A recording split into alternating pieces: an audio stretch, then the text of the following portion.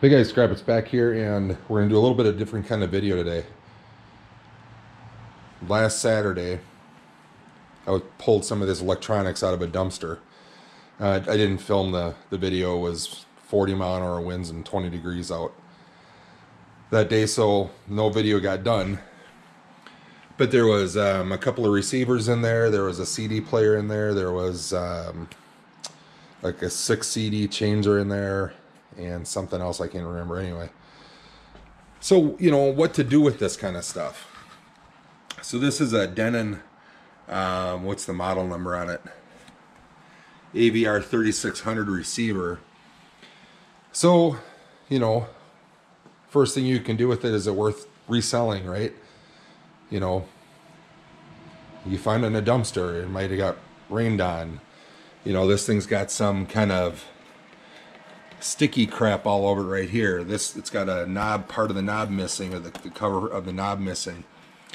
It is dinged up, blah, blah, blah, right? Consider the source where I got it. I got it from an audio video company that does home theater installation stuff, things like that.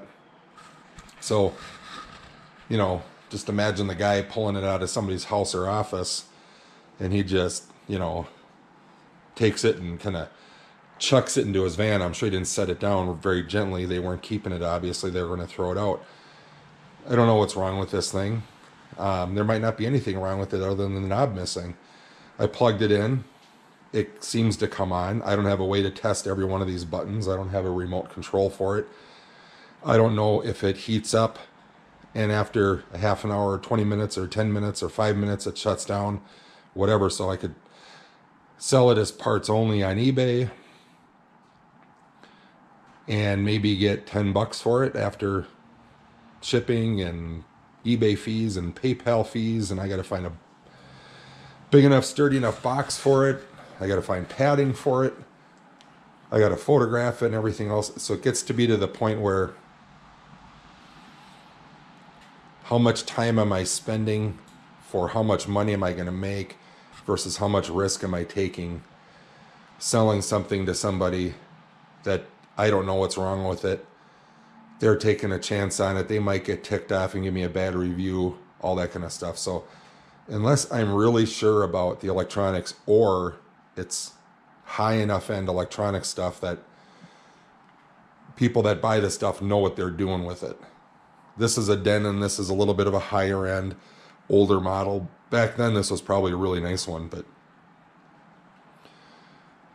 I'm not going to try to sell this thing on eBay the way it is. And I hope that makes sense to what I said, is that, you know, balancing out what you can get for it versus how much time you're going to spend on it versus the risk of it not working right or the customer being unhappy for the thing.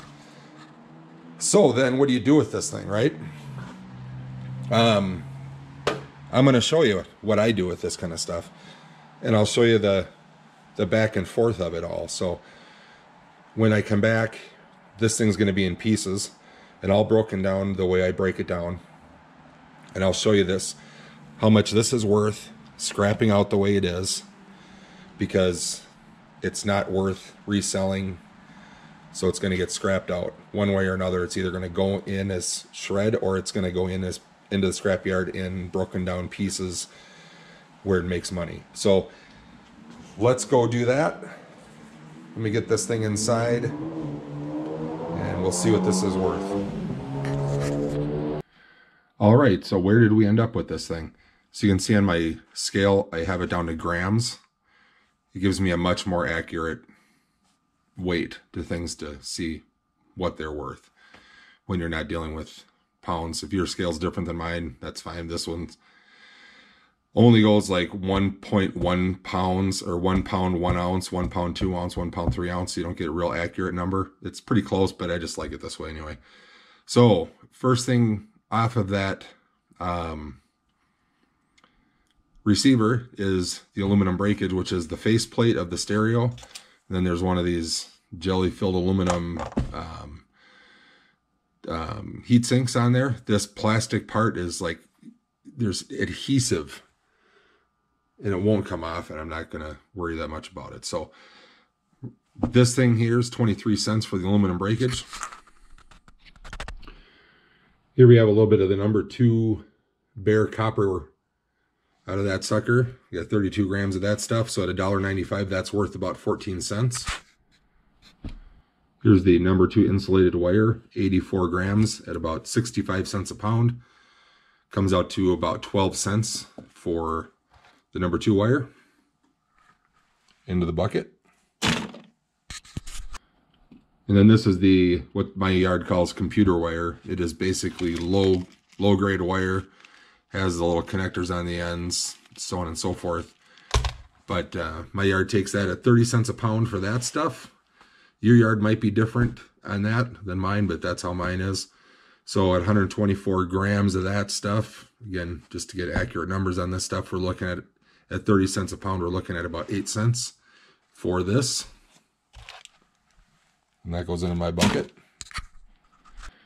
All right, so the low grade boards, I leave the capacitors on there. My yard will take them as dirty aluminum, but they really don't like it. They kind of fuss over it. So I just leave it on there. It's only 2 cents more a pound if I pull them off of there, and they take them. So they just stay in the low grade boards. But I had to weigh it out in 4 different piles to get it all on my scale. So that's 2,096 grams of low grade boards at 10 cents a pound comes to 46 cents just for the low grade boards. So I'm going to throw those in the tub and get to the next thing. Hang on. Then we got 2 mid-grade boards. I did pull some of the IC chips off of there. These smaller ones I don't worry too much about. But I did pull some of the IC chips off of there. And we end up with 308 grams. It was 306 before, so it's got to be teetering right there. So at 20 cents a pound, the low grade or the mid-grade boards work out to 13 cents. And here we have the extruded aluminum. There were actually 2 pretty decent sized heat sinks. This is a pretty big one. And then 1 little sucker in there. So that comes out to 2,168 or so grams, 264. At 38 cents a pound, I get for my extruded aluminum slash heat sinks is $1.81 for those. And then there were 2 big transformers and 1 smaller guy in there. 7,550 grams of transformers in there. And that works out to $2.49 at 15 cents a pound.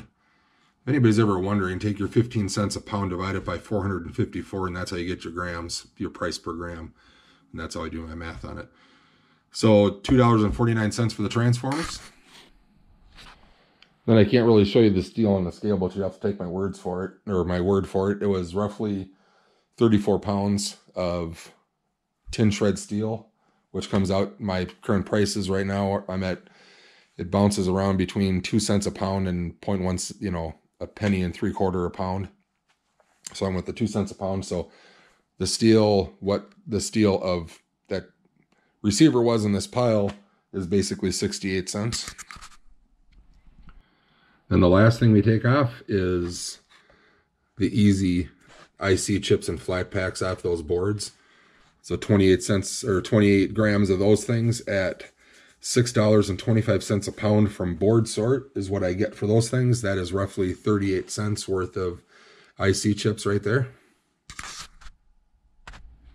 All right, so everything's written down here and totaled up in my scribbled writing. So if I took that transformer, or not transformer, geez, I keep saying that in my head. If I took that receiver to the scrapyard and just took it in there shred steel at 47 pounds is what that thing roughly weighed, I would be looking at 94 cents for that thing at 2 cents a pound.